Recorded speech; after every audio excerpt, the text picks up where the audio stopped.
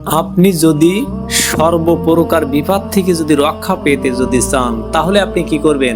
সহজ একটি আমল আমি আপনাকে দিতে আসছি, আমি দেবার কেউ নাই, আল্লাহ পাকের কুরআনের একটি আয়াত যদি আপনি পাঠ করতে পারেন, ইনশাআল্লাহ দুনিয়ার কোনো শক্তি নাই, মানুষ শয়তান, জিন শয়তান, যে কোনো প্রকার কোনো শক্তি নাই যে আপনাকে ক্ষতি করে।